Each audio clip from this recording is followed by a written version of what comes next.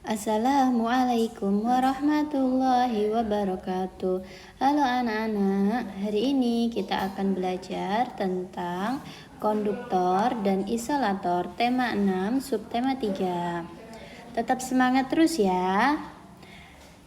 Tujuan pembelajaran kita hari ini, yang pertama, anak-anak dapat memahami mengenai bahan konduktor dan isolator. Dan yang kedua, anak-anak dapat menjelaskan contoh benda konduktor dan isolator. Nah, apa yang dimaksud konduktor dan isolator? Anak-anak apakah ada yang sudah tahu?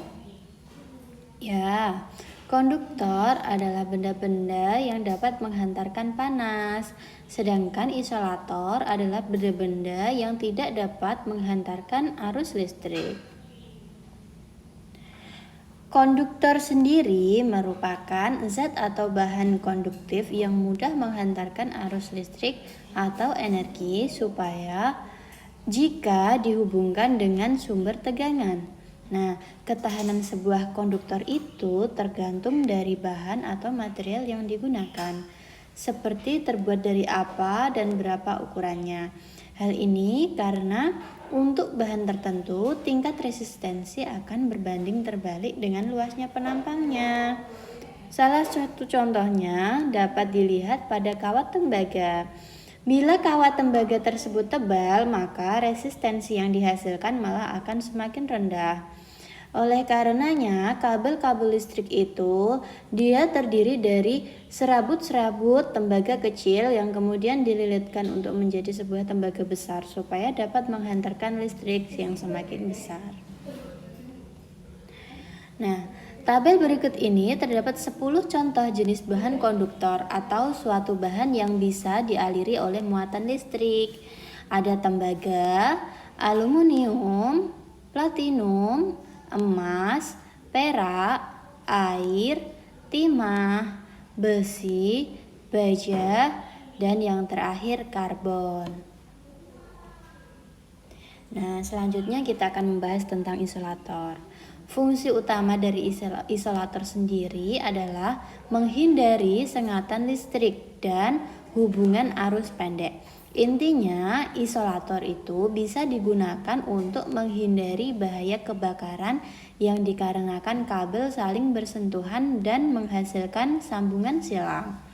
Hal ini juga yang membuat isolator biasanya digunakan sebagai penopang beban atau pemisah antara konduktor tanpa membuat adanya aliran arus listrik yang mengalir keluar di antara konduktor tersebut.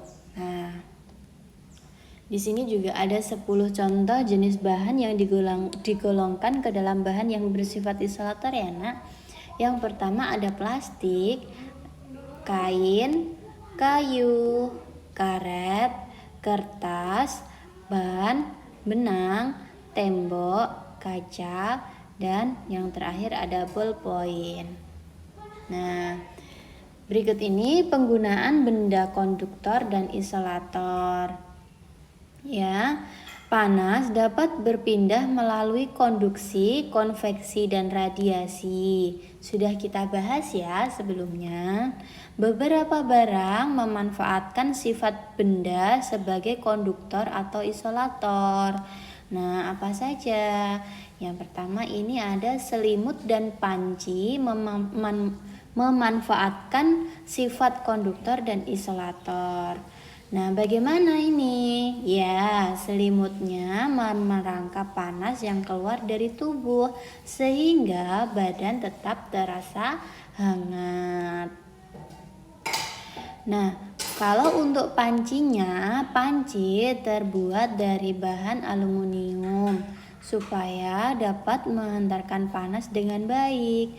Tetapi pada gagang panci biasanya diberi lapisan plastik atau kayu supaya dapat menghindari panas. Ada mesin mobil dan motor terbuat dari bahan yang dapat menghantarkan panas. Kenapa? Karena mesin memerlukan panas untuk memperoleh kinerja mesin yang ideal. Ya.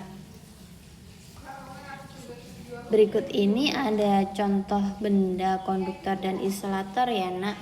Jadi pada setrika itu terdapat konduktor dan isolator. Lapisan bawah pada setrika merupakan bahan konduktor supaya dapat menghantarkan panas dengan baik sehingga dapat memperlicin pakaian ketika digunakan untuk mensetrika. Nah, gagang setrika itu terbuat dari plastik. Plastik merupakan bahan isolator ya, supaya dapat terhindar dari panas yang dihasilkan oleh listrik itu. Dan yang kedua ini ada solder, sama ya. Solder juga terdiri dari bahan konduktor dan isolator. Nah, yang ketiga ini ada panci. Konduktornya hanya ada pada pantat pancinya dan isolatornya itu pada gagang panci serta tutup pada pancinya ini yang merupakan bahan isolator. Nah, anak-anak, dari materi yang sudah Ibu sampaikan, apakah anak-anak sudah mengerti? Nah, sekarang kalian untuk latihan soalnya silahkan mengerjakan 5 soal ini. Kemudian nanti ditulis di bukunya masing-masing. Kita akan bahas pada pertemuan selanjutnya. Terima kasih. Wassalamualaikum warahmatullahi wabarakatuh.